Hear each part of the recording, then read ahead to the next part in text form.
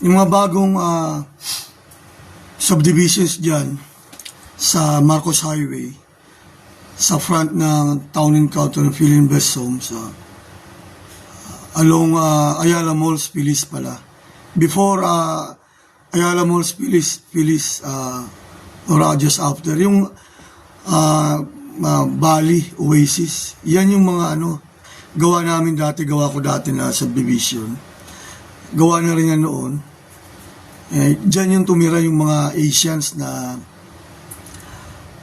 nagpaalam nga sa akin to own franchises of our global fast food store chains that we created. We planned and started up for globally, the world. Saka sila sa Asian sila. Sa Asia sila, mga Asian sila. Doon kaagad yung mga plans sila, magka-franchise sila sa Asia and their respective nations.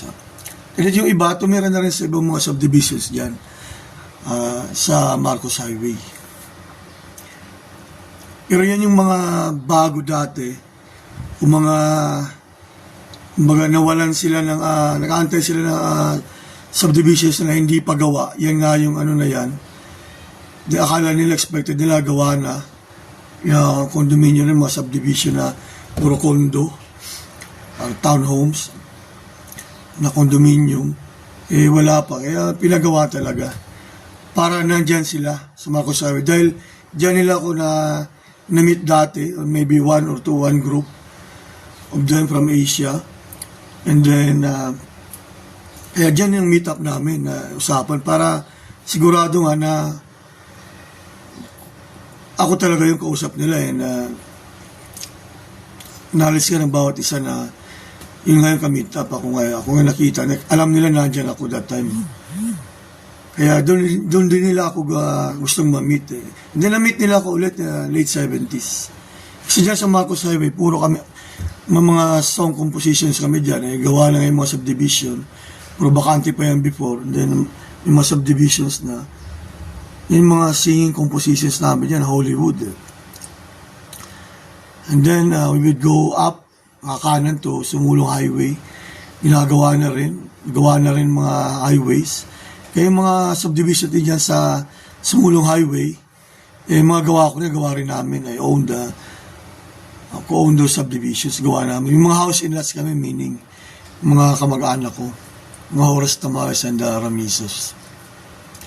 So, gawa ko yan. Hanggang Antipolo proper. Gawa namin yan. Mga subdivisions dyan. Kasi nga, bumaba din na-realize nila, bumaba nga sa dyan sa area na Lower Antipolo, Marcos Highway due to Marikina Pasig River. Kaya, ay gusto umakyat sa Antipolo.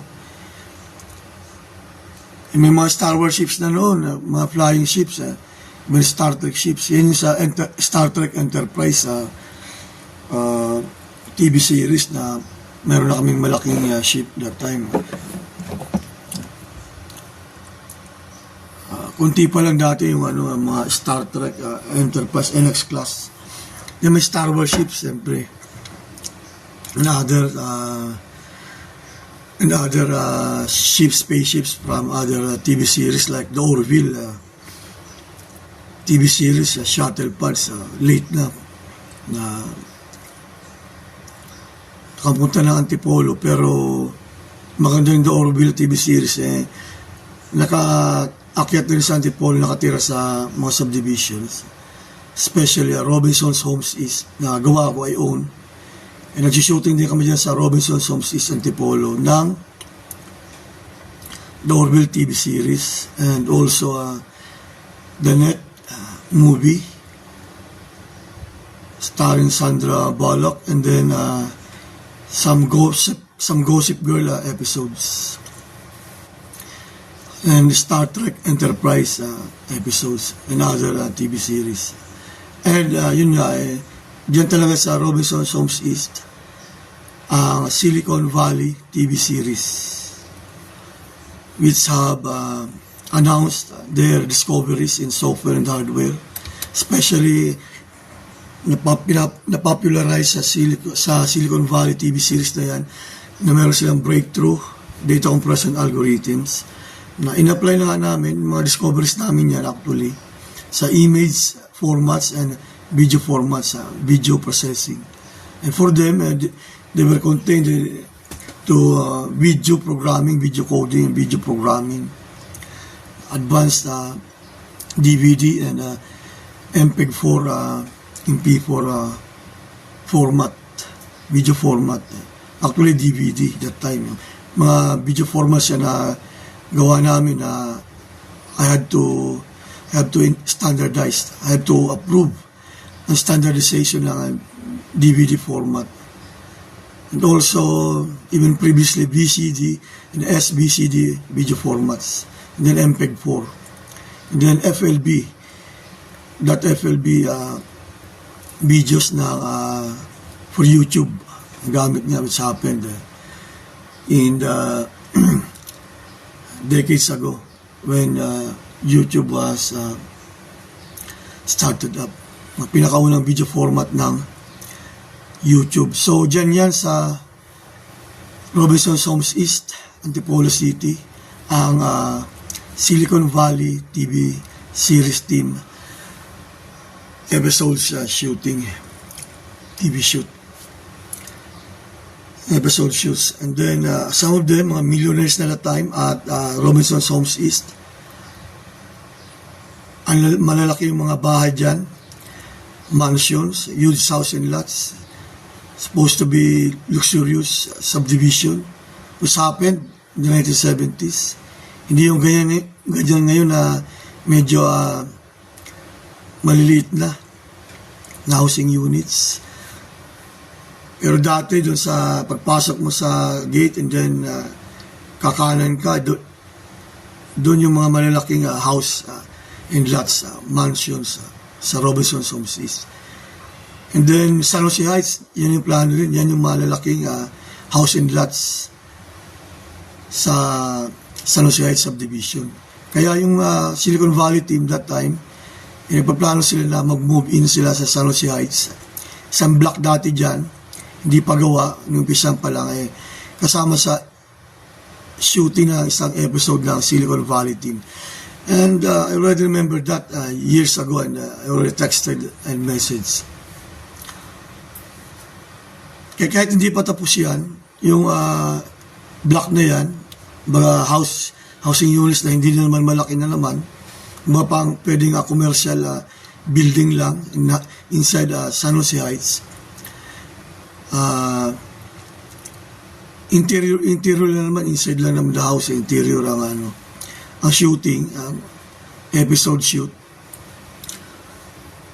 Pwede nag-shooting na. Kahit na kumbaga sa labas, hindi pa tapos. Wala pang semento pa lang, wala pang finishes. Wala pang ma-finish na kumbaga wala pang mga bricks, mga bricks yung mga plano noon, and then kumbaga wala pang pintura. Sementado pa lang. Pero sa loob, pwede nang ayusin mga interior doon sa loob ng bahay rooms for Silicon Valley TV shoot nga episode. So dyan yan, Silicon Valley TV series team, TV shoots primarily Robinson's Homes East, Antipolo City, which I owned. Diyan nakatira that time ang mga Silicon Valley TV cast, mga stars for some episodes. Pero ang iba sa other subdivisions then of in Antipolo City. So hindi lang diyan sa Marcos Highway mga gawa naming subdivisions. Also at Katipunan Avenue areas, halos sa amin yan. Mga buildings and properties ko yan. I own ADMU, Quezon City, Ateneo de Manila University, Quezon City, and also Miriam College we created.